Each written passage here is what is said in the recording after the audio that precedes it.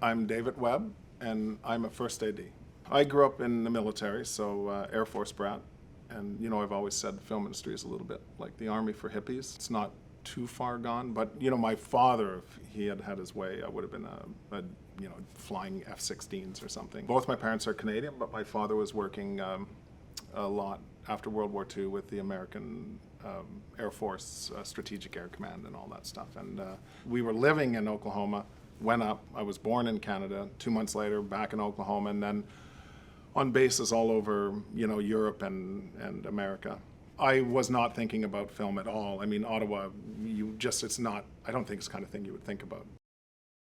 From at least my first year of college, I wanted to be a journalist. Kind of a war correspondent was really my thing. That was something that I studied, journalism, political science, and then went to Toronto and got a job with a network called CTV, which is a big private Canadian network.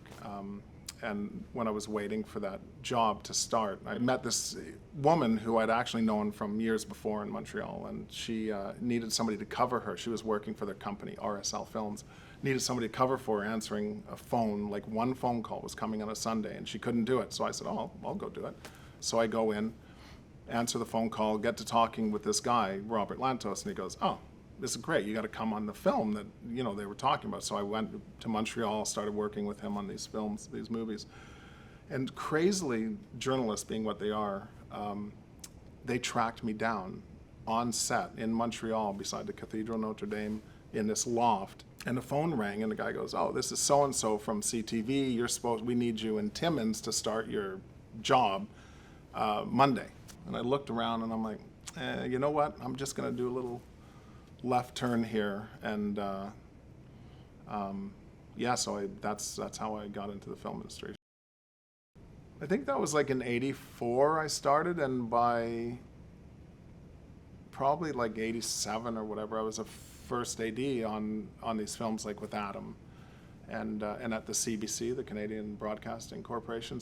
But those films were really successful. So what happened was, like with Adam, we did these films that were independent cinema, but they started winning like the Grand Prix at Cannes and like Directors Fortnight. And we were doing them for $100,000 the first one, and then $800,000, and then we had $1 million for, I think, Exotica, and then Sweet Hereafter was maybe a couple of $1 million. And so, but then it was nominated for Academy Award, and and so these small films had like this great sort of clout, because there was a bit of a Canadian new wave, I guess, and I just happened to be right in the middle of it. I was working with all the directors that were involved in it. I could have done any route, like, whatever, superhero movies or action movies, or I was always choosing films like Argo, which was like the perfect marriage for somebody like me, something that was political, with meaning, and even films like Joker, hard-hitting, like absolutely tearing down the system.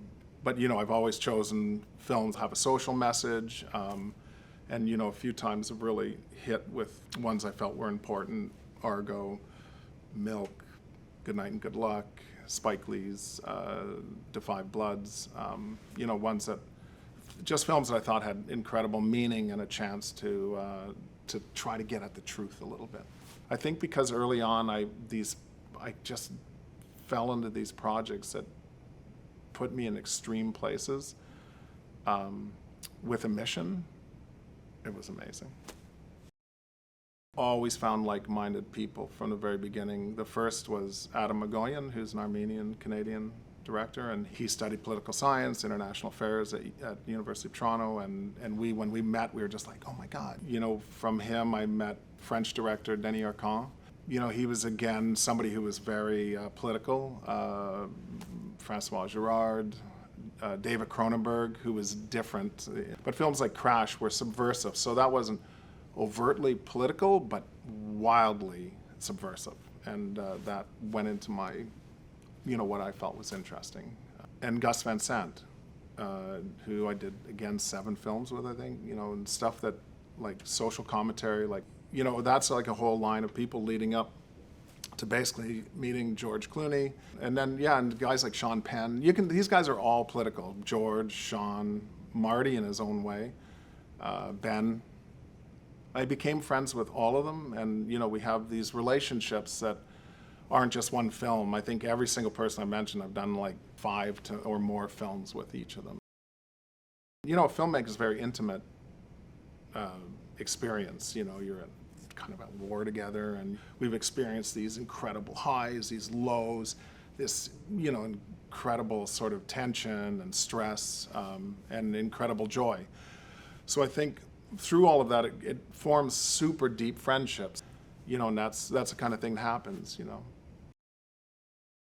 Gus Van Sant had asked me to do Good Will Hunting, but I was lost in Burma at the time. I was literally like gone. And I used to take motorcycle trips I'd do one film a year, like 6 months, and then I would take a trip through Asia on a motorcycle 6 months of the year. And it was on one of my journeys in Burma where they didn't have a phone system. It was literally you'd go to a post office and wind up a phone, try to talk. And so I just kind of missed, and then got back and they were like about to shoot. Matt, I met on Finding Forrester, which he played the lawyer right at the end. So he came in for like a 2-day shoot or something. And he was just the nicest guy in the world. And then the town, Ben had asked me to come in like sort of halfway through or something.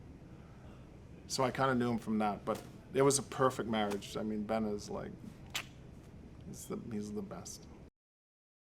Obviously, Istanbul was just the bomb, it was great. And for me, like, it's everything I was looking for, But when we were doing the big assault on the U.S. Embassy in Istanbul, and, we had like 2,000 extras. I mean, it was really like, kind of like crazy. We had all those like fires and there was smoke and, and we had those big speakers and microphone and we were riling everybody up. Rodrigo and I were down in the middle of it all and he was like handheld and I was on this microphone like in this giant crowd because it went out of control. It kind of went, not out of control, but it went like nobody would stop. So we were like, stop, cut, and we were like, cut.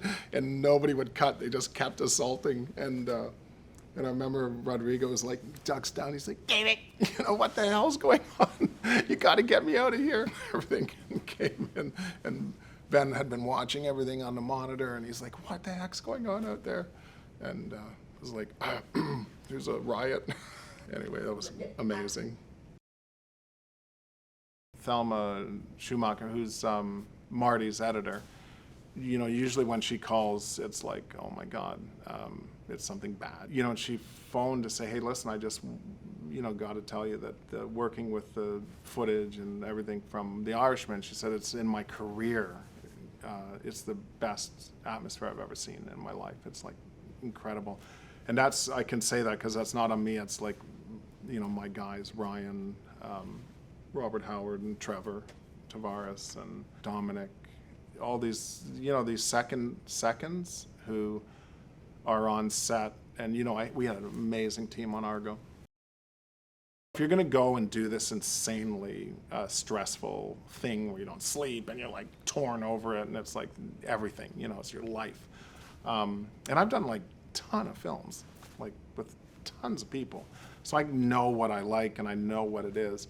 Ben puts the work in. So Ben preps, he's there, you know exactly what he wants. He's super clear with his vision. There's no mistake. And so you can go forward with confidence knowing that this is what we want. This is what we're doing. If you're executing a plan, you have to have a plan to execute. You've got to have, there's got to be a vision. And the one thing you notice with the directors I work with, all of them, none of them are lazy. All of them have a plan. They've all got a vision, and they're all hard workers.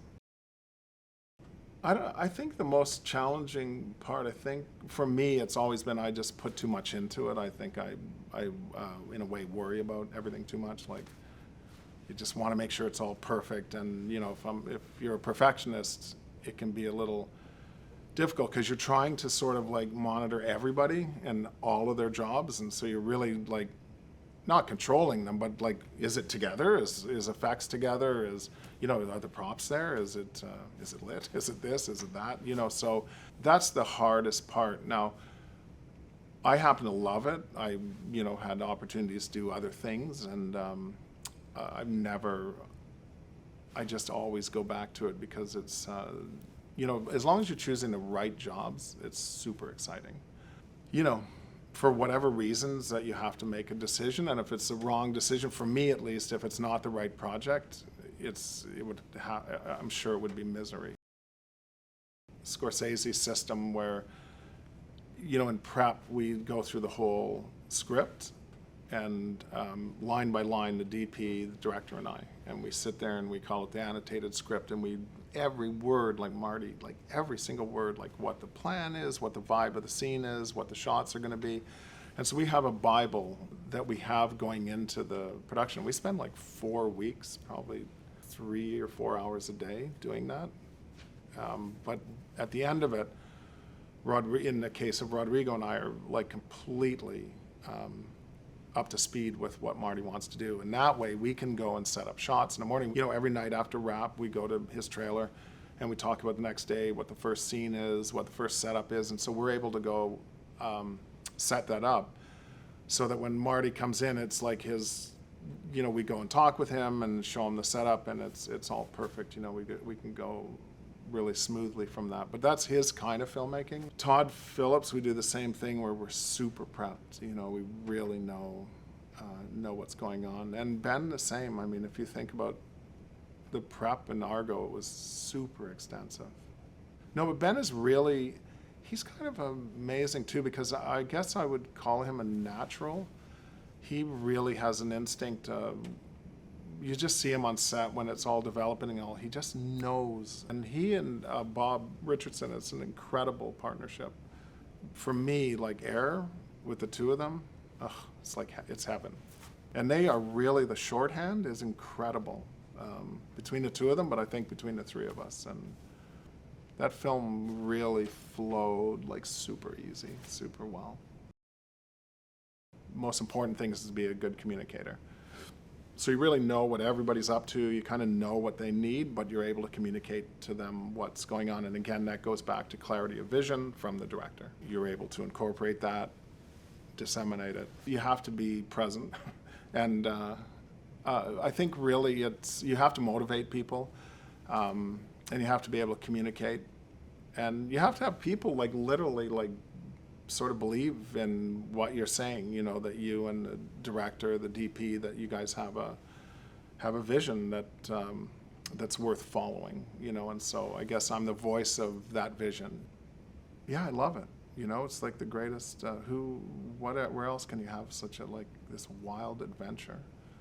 You know, travel the world, and it's incredible, and really immerse yourself in culture. It's like it's got everything. I don't know. It's like everything that a person, in my opinion, everything you could ask for. You know, just it's kind of like perfect.